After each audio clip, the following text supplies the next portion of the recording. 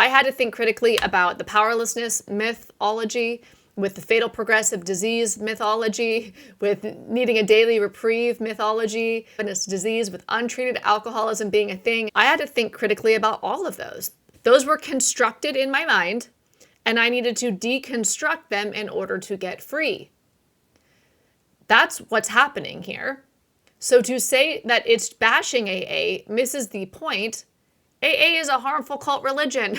We need to deconstruct it if we want to get free. If you just make fun of us for getting free, I don't know what to tell you, but that's on you. Hello and welcome to the Sobriety Bestie podcast. I am Kirsten and your hostess here today. We are going to look at a favorite culty comment that I get all the time from a lot of people, and it is about AA bashing. So AA bashing is a favorite smear of people who are inside Alcoholics Anonymous and people who are outside too, because culture in general has been indoctrinated into AA ideology. So people who have never even been to AA have some of the ideology living inside them, and they have a dichotomy of sorts, which is very common for cults, where AA is good, and then if you say anything against AA or about AA that is not good, then you are bad, or you are, I don't know, having an emotional experience. There's something wrong with you. Remember, I told you guys this in another video, the number one rule of cults I heard is the number one rule of a cult is we're not a cult. And the number two rule of a cult, and I didn't make these up, but the number two rule of a cult is you're the problem.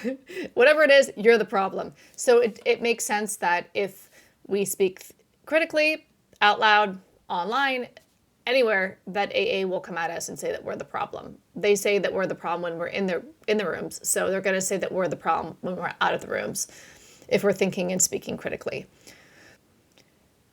Deconstructing an ideology, deconstructing a cult religion, deprogramming from AA requires being critical about AA. In order to recover from a cult, you have to think critical about the cult, so you can look at what you were believing, so you can get it out of your head. The thought reform, the mind control, the brainwashing lives inside of us. So even when we leave the rooms, we're no longer being indoctrinated anymore because we're not being exposed to the ideology, but we still have a lot of the belief systems implanted inside of us. I know for me, it took me months when I left AA in 2020 to remove the fear that to leave is to die. Because I was told over and over and over again in AA, jails, institutions, and death. So I thought to leave AA essentially was to die, as do a lot of us. And so, it took a while to get that belief out of my head. And we have to think critically about these beliefs and the ideology in order to deprogram. So is it bashing or is it deconstructing?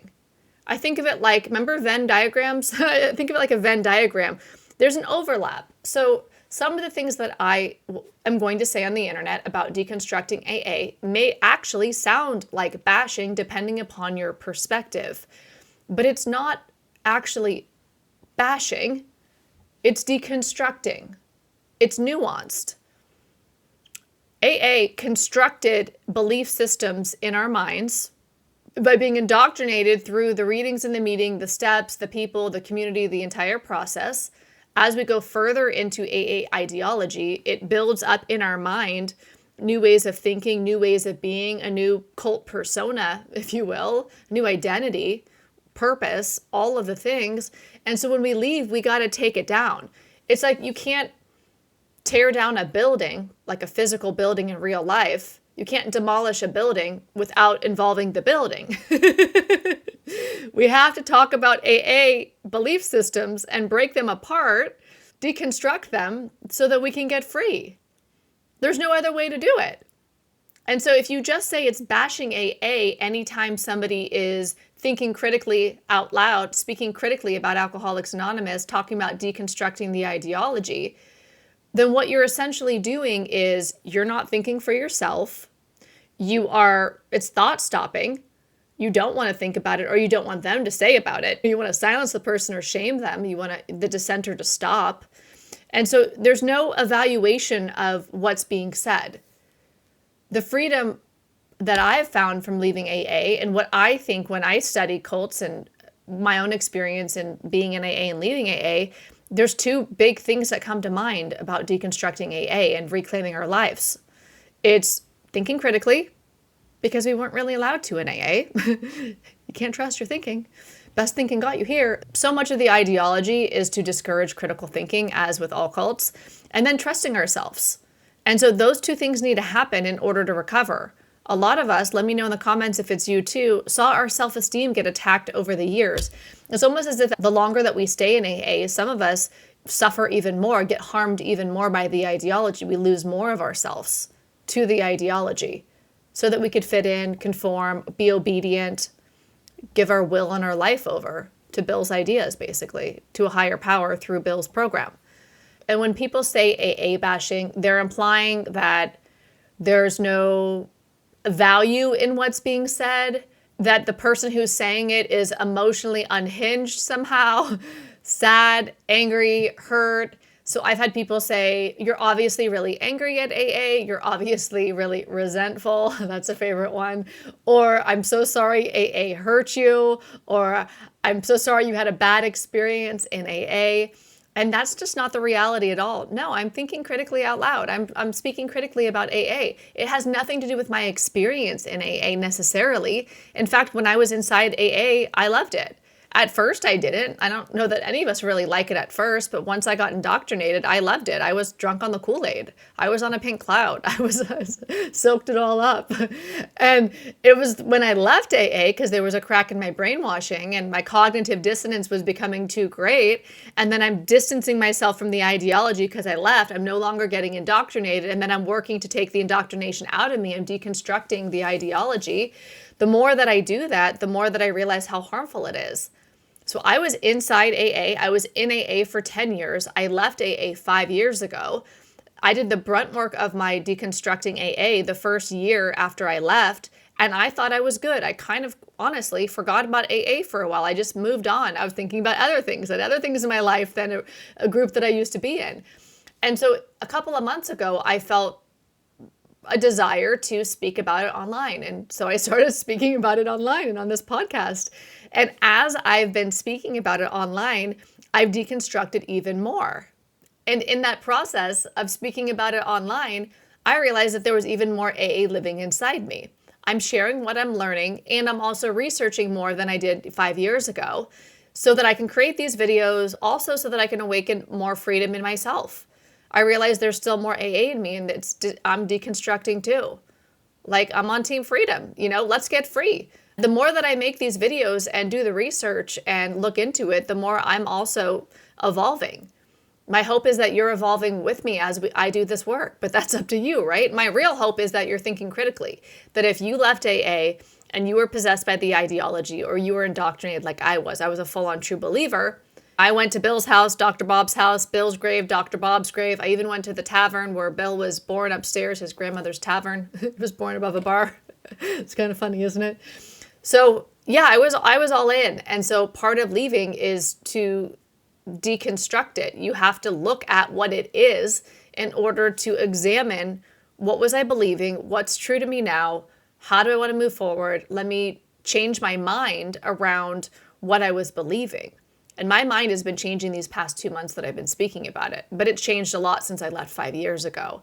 And so that's deconstructing an ideology, which is a vital part of cult recovery.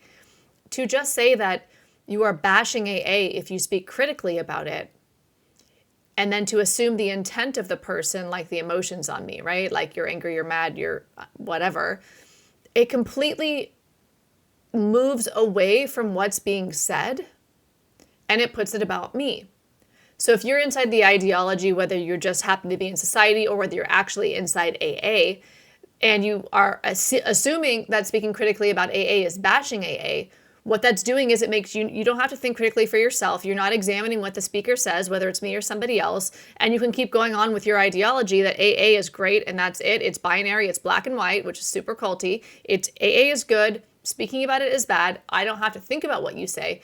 What I really hope with making these videos is to open up conversations in the comments. I'm obviously only one person.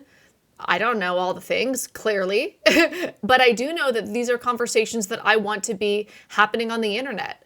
So I'm hoping that we can spark conversations in the comments. This is about you thinking critically.